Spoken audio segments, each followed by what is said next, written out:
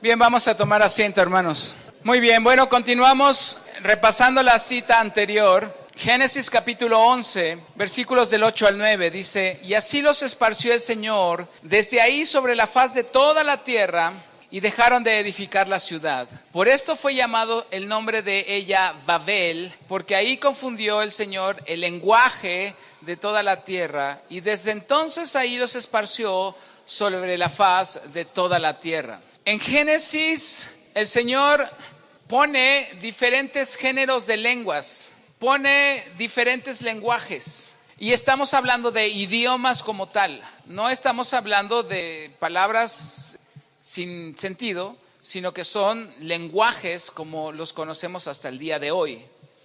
Entonces, ¿qué sucede en Pentecostés?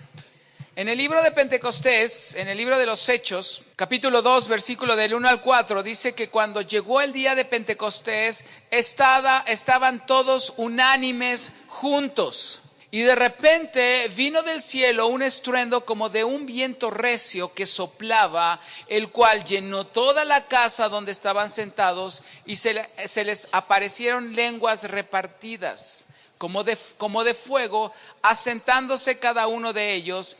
Y fueron todos llenos del Espíritu y comenzaron a hablar en otras lenguas según el Espíritu les daba que hablasen. Hay algo que yo quiero puntualizar en el libro de los Hechos. Hechos capítulo 2, estamos en el versículo 4. Y versículo 5, esto no lo puse aquí en la presentación, pero quiero que veamos el versículo 5. Dice: moraban entonces en Jerusalén varones piadosos de todas las naciones. En ese momento había hombres piadosos de todas las naciones bajo el cielo. Y hecho este estruendo, se juntó la multitud y estaban confusos, porque cada uno les oía hablar en su propia lengua. ¿Quiénes habían ahí? Personas de todas las naciones que hay bajo el cielo, y eso les llevó a que cada uno les oía hablar en su propia lengua, y estaban atónitos y maravillados diciendo: mirad, ¿no son galileos todos estos los que hablan? ¿Qué sucedió en Génesis? El Señor confundió las lenguas. ¿Qué sucedió en Pentecostés? El Señor volvió a restaurar todas las lenguas. Lo que había sido para una separación y una segregación, ahora es para unir a todo su pueblo. Y ese género de lenguas, y esas lenguas son idiomas. No es arráncala y la calabacita, sacatraca, la matraca, ucazuca, la bazuca. Es un idioma. Nosotros estábamos hablando idiomas. El que tiene el don de lenguas está hablando un idioma. No está hablando, no es espiritual, es un idioma. Porque todos los que estaban ahí escucharon hablar en su propia lengua. Si fuera un idioma espiritual, ellos tampoco lo hubieran entendido. Una vez una persona vino y nos dijo: es que tú tienes que orar en hebreo, porque si no, Dios no te oye. Sí. El mismo apóstol Pablo dice: prefiero hablar cuatro palabras con el entendimiento que 5,000 en el espíritu. ¿Cómo va a saber aquella persona de lo que estoy orando si no va a poder entenderlo? ¿Cómo va a decir el amén si no lo puede entender? Mejor prefiero hablar en el entendimiento y a dejar el espíritu. Y dice Pablo: y yo soy uno de los que más habla en el espíritu. ¿Qué es lo que quiere dar a entender? Permíteme, hermano. ¿Qué es lo que quiere dar a entender el Señor? Que si estamos en una congregación, es preferible hablar en español. Si estamos en comunión íntima con el Señor, hablamos en lenguas. Sí, hermano. Entonces, si los demás no me entienden, ¿para qué hablo en lenguas? Mejor hablar con el espíritu. Pero si tengo una comunión con Dios, voy a hablar en el espíritu, en lenguas. Ahora, no quiero decir con esto que yo no hablo en lenguas. Yo hablo en lenguas. Pero yo tenía dudas acerca de las lenguas, y más sobre las lenguas de mi papá. Yo decía: lo que tú estás hablando no es cierto. Bueno, simple y sencillamente, una vez que él fue a Jerusalén, lo invitaron a orar en el Muro de los Lamentos, y mi papá dijo: eso es idolatría, yo no voy a ir ahí. Y le dije: no, ve, total, no pierdes nada. Pero eso es una pared, eso es idolatría. Ve. Bueno, está bien, a regañadientes fue, llegó, se puso una cachucha y se metió al lugar donde estaban ahí los judíos ortodoxos. ¿Cómo lo dejaron entrar ahí? Por lo siguiente, llega mi papá, yo creo que lo vieron raro y cuando quiso orar, no pudo orar y entonces empezó a orar en lenguas. Y empezó a orar en lenguas y obviamente ahí la presencia de Dios es impresionante. Y cuando sale de orar en lenguas, se le acerca a un judío ortodoxo, que esos no se juntan, ni siquiera hablan con los gentiles, se le acerca, lo toma del hombro, lo voltea y le dice, ¿sabes hebreo? Y le dijo, no. ¿Sabes hebreo? No. Y le dijo, a ver, habla. Y él habla en lenguas y le dijo, es hebreo, shalom. Y se va. Yo me quedé impactado con eso, porque yo tenía dudas de lo que hacía mi papá. Pero dije, si allá se lo dijeron, es porque es. Y entonces, en una ocasión, en la congregación, cuando yo estaba ministrando en Guanajuato, teníamos dentro de la congregación a un hermano que es políglota. Realmente, él sabía alrededor de 18 a 20 idiomas distintos. Y estaba estudiando hebreo. Bueno, yo creo que después de 18, estudiar hebreo pues era fácil para él. Entonces, en una ocasión, a mí se me ocurre decirle, oye, mi hermano, yo tengo también dudas de mis lenguas. ¿Me puedes escuchar y me puedes decir qué es? Y entonces yo empecé a hablar en lenguas y él me dijo, es una especie de arameo antiguo el que tú hablas. Gracias. Y me fui. Mucha gente dice, para que Dios te escuche, tienes que hablar en lenguas. La Biblia dice que todo aquel que es justo, Dios le escucha. Todo aquel que le busca, Dios le escucha, con lenguas o sin lenguas. Ahora, estando Jesús en Getsemaní, creo y considero que es la oración más íntima y más importante en todo el ministerio de Jesucristo en la tierra. La más importante y la más crucial. Ahí en Getsemaní, en donde Jesús decía, pase de mí esta copa. Algunos dicen que tú tienes que hablar en lenguas para que Satanás no te escuche, que para que no lo entienda. Si era la oración más profunda y la oración más íntima y donde Jesucristo estaba un poco reacio a hacer la voluntad de Dios, pero no se haga mi voluntad, sino se haga la tuya, lo hubiera hecho en el Espíritu, como nosotros la conocemos. Entonces los discípulos nunca pudieron haber escrito lo que oyeron escuchar a Jesucristo en Getsemaní. Para acabar pronto, ¿qué importa si el mundo de las tinieblas entiende o no entiende lo que estamos orando? ¿Qué acaso Dios no es más poderoso? ¿Qué acaso no tiene poder sobre las tinieblas? Y no importa si en este momento yo estoy quebrado delante del Señor y le estoy diciendo, Señor, la verdad, estoy a punto de renunciar a mi familia, estoy a punto de renunciar a mis hijos, estoy a punto de matarme porque no puedo soportar esta vida. ¿Ustedes creen que Satanás va a entrar y Dios le va a decir, ay no, pues ya entraste tú primero? Señor le dice, momento, y te me calmas y te reprendo y te quedas ahí. Porque yo tengo una cita con mi hijo. Y lo voy a renovar y lo voy a restaurar aunque no te guste. Ese es Dios. ¿Para qué hacer tanta telaraña de que si hablo en el espíritu, que si hablo en el entendimiento, que si hablo para acá, que si no me oye, que si no me escucha, que si es un canal directo, que es la clave Morse? No. Si usted habla en el espíritu es porque ya sus palabras se acabaron. Yo hablo en el espíritu cuando mis palabras se acabaron. Cuando yo ya no tengo más que decir. Mira, Señor, yo no sé, ya no tengo más que decir. Ya no hay más palabras en mi vocabulario. Señor, voy a hablar en el espíritu. No sé qué rayos te estoy diciendo, pero espero que tú sí sepas lo que estoy diciendo. La hermana me está diciendo, para aquellos que no escucharon. ¿No escucharon allá atrás? Se lo perdieron. Lo que me está diciendo mi hermana es que ella tenía un poco de duda acerca del don de lenguas que había ella recibido y no sabía si estaba haciendo algo bueno o malo, hasta que de pronto en una reunión de oración ella escuchó a otras palabras hablando en lenguas y ella pudo interpretar exactamente, pudo saber lo que estaban orando, y lo único que estaban orando es adorando una adoración sublime al Señor. Es adoración sublime. ¿Por qué, hermanos? Vámonos al libro de Apocalipsis. Si los 24 ancianos que están ahí en el trono del Señor, ¿qué es lo único que hacen? Santo, santo, santo. ¿Para qué nosotros queremos inventar el hilo negro? Yo no sé, hermanos, ¿por qué le damos tanta importancia al don de lenguas? Habiendo tantos dones todavía más poderosos, más potentes, en donde podemos edificar más a la iglesia que hablar en el don de lenguas. Y quiero decirle otra cosa, el don de lenguas en los dones del Espíritu está al final. Y el mismo apóstol Pablo dice, procurar los dones espirituales, pero sobre todo que profeticéis. ¿Por qué no andamos buscando eso? ¿Por qué solamente el don de lenguas?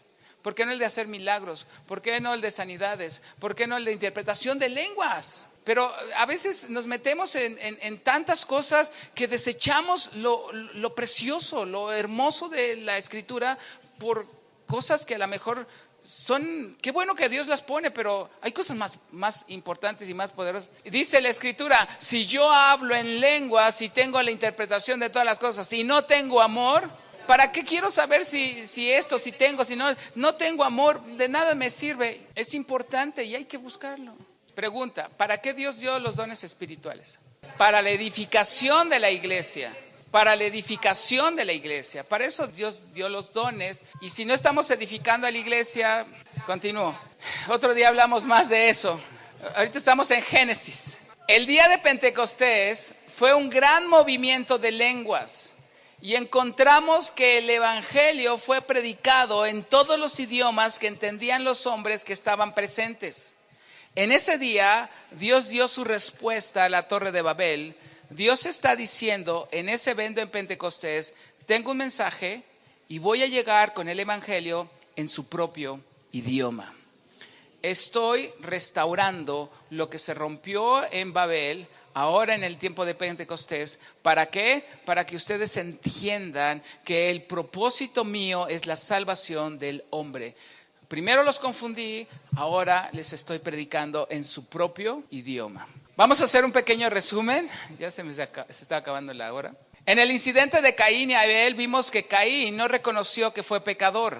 Y vemos ahí una manifestación de la soberbia. Un hombre soberbio es aquel que no reconoce su pecado. En el diluvio vemos el pecado de la carne. Los hombres se entregaron a la violencia y a todo pensamiento e intento de sus corazones eran malos. Eran sordos al reclamo de Dios y estaban muertos a Dios en sus delitos y sus pecados. En la Torre de Babel nos enteramos del pecado de la voluntad. El de rechazar la perfecta voluntad de Dios. Ese pecado es la rebelión contra Dios. Notamos asimismo que el propósito de la Torre de Babel fue el de reunir a los hombres para rebelarse contra Dios. Y que al parecer Nimrod fue quien encabezó todo este movimiento de rebelión. Y se ubica la torre de Nimrod a 15 kilómetros al sureste de Babilonia, dedicada al dios Nabú en la ciudad de Bosipa. Y tenía 7 plantas y su nombre sumerio era Casa de los 7 planetas del cielo y de la tierra. También se le conoce como la torre del templo de Marduk, la casa del fundamento del cielo y de la tierra. Un tipo del anticristo es Nimrod. Representado por los siguientes rasgos. Punto. Nimrod, descrito como poderoso, y le vamos a poner ahí comillas, que significa su nombre rebelde.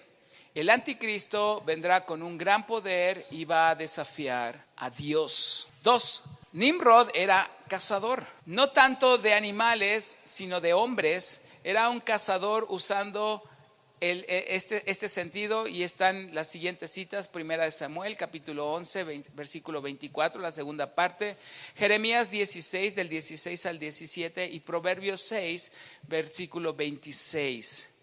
Tercero, Nimrod mostró gran orgullo, por lo cual se dice así como Nimrod, el anticristo se hará pasar por Dios. Segunda de Tesalonicenses, capítulo 2 y 4, y recibirá el culto de la gente, como está descrito en Apocalipsis capítulo 13, versículo 4.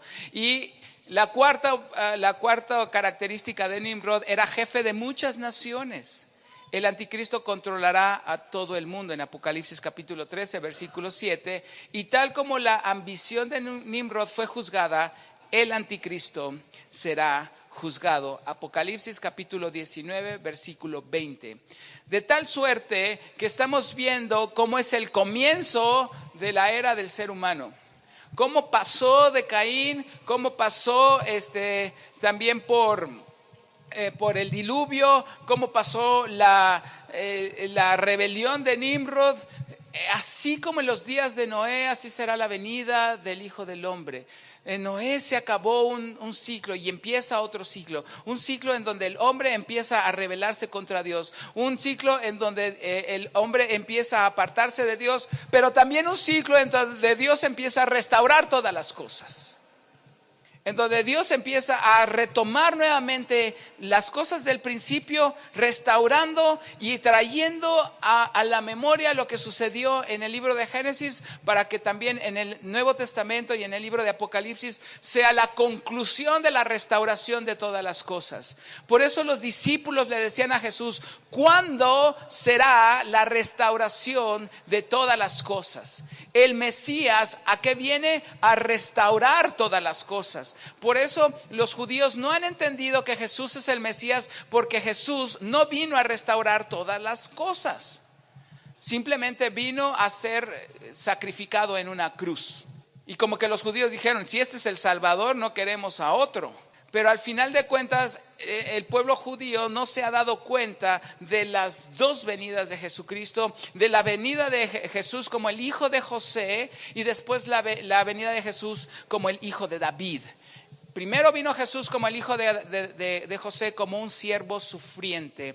Después vendrá como un rey para gobernar. Pero por lo pronto, todo esto empezó a desbaratarse, a deshacerse, y entonces Dios tiene un plan, un nuevo plan. Versículo 27 de Génesis 11.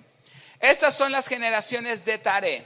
Taré engendra ¿a quién? A Abraham. Abraham a Nacor y a Harán, y Harán engendró a Lot. Nos introduce al gran padre de la fe, Abraham, por ser progenitor de los judíos. Aquí comienza la historia de la nación de Israel. Y a lo mejor ustedes me están viendo la lámina y dice: le falta una H al nombre. No, porque después fue cambiado su nombre. Ahorita, en este momento, en nuestro estudio, se llama Abram. Del mismo Ur. Y murió Harán antes que su padre, Taré, en la tierra de su nacimiento, en Ur de los Caldeos, una ciudad que había sido erigida, había sido edificada por Nimrod, el rebelde sin causa. Bueno, de la rebelión Dios saca una bendición para su pueblo. Por eso a veces cuando vienen y me dicen: hermano, es que mi hijo es bien rebelde, dele gracias a Dios, de ahí Dios va a sacar bendición. No, pero es que mi hijo no quiere saber nada de Dios. De ahí Dios puede sacar grandes cosas. Y Dios puede hacer grandes cosas si usted sigue orando, intercediendo y buscando a Dios. De la rebelión del Ur de los Caldeos, de ahí saca el Señor a un hombre llamado Abraham. Un hombre que vivía en la idolatría. Un hombre que vivía rodeado del ocultismo, de la hechicería, de la rebelión contra Dios. De ahí el Señor sacó a Abraham. Abraham nació y creció en Ur de los Caldeos. Ur era una de las ciudades más importantes de ese tiempo. Capital del imperio de los caldeos, conocidos como los babilonios. Y lamentablemente, era a la vez una ciudad entregada a la idolatría, particularmente a la devoción del dios de la luna, y por ende la Biblia afirma que Abraham y sus padres eran idólatras. De ahí Dios saca una descendencia gloriosa. Una descendencia en donde estamos usted y yo metidos hasta la fecha. Mire, el libro de Josué, capítulo 24, versículo del 2 al 3, dice: y dijo Josué a todo el pueblo: así dice el Señor, el Dios de Israel: vuestros padres habitaron antiguamente al otro lado del río, esto es Taré, padre de Abraham y de Nacor, y servían ¿a quién? a dioses extraños. O sea que lo que le estoy diciendo no me lo inventé. La Biblia lo dice. ¿A quiénes servían? A dioses extraños. Nacor, Taré y Abraham estaban en el mismo agujero. Y yo tomé a vuestro padre Abraham del otro lado del río y lo traje por toda la tierra de Canaán y aumenté su descendencia y le di a Isaac. Entonces Dios de lo que no es hace cosas maravillosas. Dios de lo que está perdido, Dios puede hacer cosas increíbles. Dios está empezando a restaurar todas las cosas que el mismo ser humano se ha encargado año tras año, siglo tras siglo, generación tras generación de echar a la basura. Dios está en la tarea de restaurar todas las cosas. Por lo tanto, si él de Ur de los Caldeos, de una ciudad que servían a dioses extraños, Dios saca a un hombre tan increíblemente profético y que Dios obró maravillas en la vida de Abraham. Dios puede sacar de la persona más idólatra un gran siervo de Dios hasta un gran propósito para Dios, hasta de un rebelde. Y la verdad, yo tengo tanta confianza en los rebeldes, hermano. Y más si usted tiene un hijo rebelde, no pierda la confianza. La verdad, usted tiene una gran bendición en sus manos con un hijo rebelde. Bueno, entonces quiere decir que todos los hijos rebeldes son bendición. No quiere decir eso. Pero si usted lo tiene, no se preocupe. ¿Y sabe por qué no se preocupe? Porque yo era uno igualito. Yo era un rebelde de rebeldes. Yo era un tipo blasfemo en contra de Dios. Yo era un tipo que verdaderamente vomitaba cuando me hablaban de Dios. Yo no quería saber nada de Dios. Yo no quería conocer al Dios de la Biblia. Yo no quería saber nada de eso. Me burlaba de mis padres, me burlaba de mi hermana, me burlaba de todos aquellos que conocían a Dios y me querían predicar del Evangelio. Yo les rompía sus Biblias en la cara. Yo era un tipo nefasto, hermano. Por eso tengo tanta confianza si usted tiene un hijo rebelde. Porque si Dios me convirtió e hizo una obra sobrenatural en mí, su hijo no tiene problemas. Va de gane. No pierda la fe, siga orando, siga dándole testimonio, siga buscando el propósito de Dios para su hijo o a su hija. Y tarde que temprano, el día que menos usted lo piense, Dios va a convertir a ese hijo. Pero le quiero decir algo, y esto que no le vaya a tomar por sorpresa. Probablemente ese hijo rebelde y rejego y que no quería saber es tocado por Dios y Dios lo va a empezar a utilizar para su gloria. No lo menosprecie. No le vuelva a traer su pasado a relucir cuando el Señor lo esté usando. No le vaya a usted a poner el pie, no vaya a ser usted un tropiezo para su vida, porque eso pasa muy seguido. De pronto su hijo, el rebelde, el esto y el otro, empieza a subir y empieza a Dios a utilizarlo y nunca falta la mamá, nunca falta el papá que le dice, ay, tú, dando cursos, ¿qué te pasa? Tú, predicando, ¿qué tienes? Tú de pastor, ¿qué? Si yo te conozco, mugroso. Entonces, ¿para qué ora? ¿Para qué busca al Señor? ¿Para qué quiere que se convierta? Si el día que el Dios lo levante, usted lo va a echar para abajo. Entonces, pregúntese primero, bueno, ¿qué pasaría si de pronto mi hijo lo veo ahí en una congregación como pastor? ¿Qué le voy a decir? Hijo, felicidades. O le voy a decir, no, mijito, tú todavía tienes el apellido Pérez. Pues no, iba a decir Martínez, pero sería como una ofensa. Génesis capítulo 11, versículo 29 y 30. Y tomaron Abraham y Nacor para sí mujeres. El nombre de la mujer de Abraham era Sarai. Y el nombre de la mujer de Nacor, Milca, hija de Harán, padre de Milca y de Isca. Mas Sarai era estéril y no tenía hijo. Mas Sarai era estéril y no tenía hijo.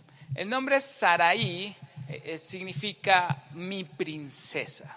El nombre Sara es princesa, pero la terminación i en el hebreo es mío. Sarai es princesa mía. Y cuando el Señor le dijo después a Abraham, ya no se llamará Sarai, se llamará Sara, ¿qué le estaba diciendo a Abraham? Ya no es tu princesa, ¿verdad? Característica importante, Sara era estéril. Una pregunta que nos podemos hacer es ¿por qué las grandes mujeres de la Biblia que traen descendencia especial para Dios eran estériles? ¿Por qué tenían que ser estériles? ¿Por qué Dios escogía mujeres estériles para traer hijos sobresalientes? Para que toda la gloria fuera para Dios. Por eso, cuando usted tiene carencias de muchas cosas y no tiene oportunidad de salir de esos problemas, gócese. Aunque no diga amén, gócese. ¿Por qué? Porque su única esperanza es Dios. Es por eso que a veces Dios nos mete en problemas en donde ya no sabemos cómo salir de ellos, porque es cuando Dios espera hasta el último momento, hasta el último segundo, hasta el último instante, en donde uno dice, Dios, ya no puedo más. Y es cuando Dios hace su aparición y se luce y hace cosas increíbles. Y entonces decimos, el único que pudo haber hecho esto es el Dios de la Biblia. Y la gloria y el reconocimiento para Él. Por eso Dios escogió a Sarai, mujer estéril. Y el nombre de Abraham significa padre enaltecido o padre exaltado, que podría indicar que era de una familia muy importante en Ur de los Caldeos. Por eso le pusieron Abram. Por eso le pusieron Abraham, porque era de una familia importante. Y en aquellos entonces, en aquellos tiempos, en tiempos bíblicos, los nombres se ponían de acuerdo al propósito, de acuerdo a la función, de acuerdo a lo que ellos iban a representar en la historia de Dios. Ahorita ya no es igual, ahora le ponen Maclovio al pobre muchacho y la verdad es muy importante el nombre que le vamos a poner a nuestros hijos, porque si estamos en el camino del Señor, nosotros tenemos que ponernos en oración al Señor y decir, Señor, ¿cuál es el propósito? ¿Cuál es el objetivo? ¿Cuál es la misión de este hijo que tengo? Y entonces ponerle su nombre en consecuencia.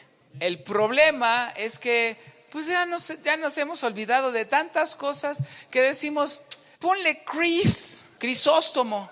Y entonces imagínese. No. Si el niño se parece al papá, va a ser guapo. Pero lo que pasa es que también hemos perdido eso. Dice la Escritura que los hijos son como flechas en manos del valiente. Si Dios me da una flecha, le tengo que preguntar a Dios, ¿para qué? ¿Cuándo la disparo y a dónde la disparo? No voy a agarrar una flecha y la voy a poner en el armario, ahí para que se vea bonita. Todos los hijos tienen una misión. Todos los hijos tienen una función. Por eso es tan importante que el fruto del vientre de la mamá traiga la bendición de Dios y sepamos qué es lo que va a hacer este muchacho. ¿Qué es? Entonces, cuando nace nuestro primer hijo, nuestro primogénito, le dijimos, Dios, ¿qué nombre ponerle? ¿Qué nombre tenemos que buscar? Y empezamos a buscar el nombre porque él iba a ser una bendición de Dios.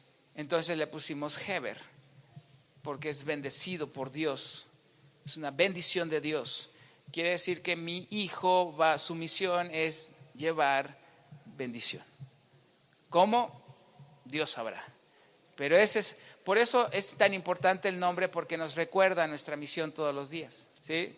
¿Se encuentra el que va a hacer bendición? Ahorita le hablo. Oye, el que vas a hacer bendición, ven, te hablan por teléfono. Oye, tú vas a hacer bendición, ¿ya hiciste la tarea?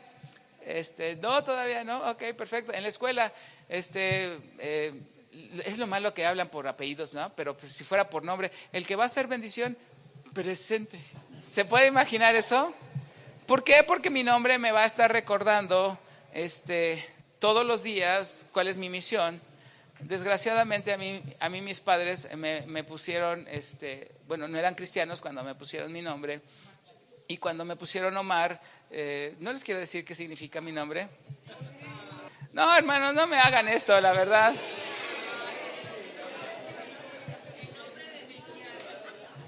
Mi nombre significa loco, locuaz. Entonces ya agarré un texto de 2 Corintios que dice: soportadme un poco de locura, sí, soportadme. ¿Cómo vino Abraham a confiar en Dios siendo él de un trasfondo idólatra? No estamos seguros, quizás tanto por la muerte de su hermano Nacor o por la esterilidad de su esposa Sarai, pero obviamente fue un momento impactante en la vida de Abraham y en la historia de la humanidad completa. Versículo 31 de Génesis 11. Y tomó tarea a Abraham su hijo, a Lot, hijo de Harán, es decir, su sobrino, hijo de su hijo, y de Sarai su nuera, mujer de Abraham, su hijo, y salió con ellos de Ur de los Caldeos para ir a la tierra de Canaán. Salió de Ur para ir a Canaán. Nosotros hubiéramos dicho: salió de Guatemala para ir a Canaán. Y vinieron hasta Harán y se quedaron ahí. Este fue el recorrido, espero que por ahí lo puedan ver. Este es el recorrido que hizo el papá de Abraham para ir de Ur de los Caldeos a Canaán. Ur significa luz o fuego y la transliteración de Ur es castillo. Salieron de ahí, de Ur de los Caldeos. Ur de los Caldeos queda aquí. Pasaron todo eso. Ay, ya no alcanzo, me voy para acá. Hasta Canaán. Todo ese tramo recorrieron, se fueron de Ur a Egipto prácticamente. Y de ahí Dios manda a llamar a Abraham. La historia de Abraham la veremos la próxima clase. De tal suerte que a través de la Torre de Babel vemos la descomposición del ser humano, la rebelión, la rebeldía, la idolatría, el apartarse de Dios. Pero Dios tiene un plan siempre, en cada momento, en cada circunstancia, y viene el llamado de Abraham. Dios los bendiga.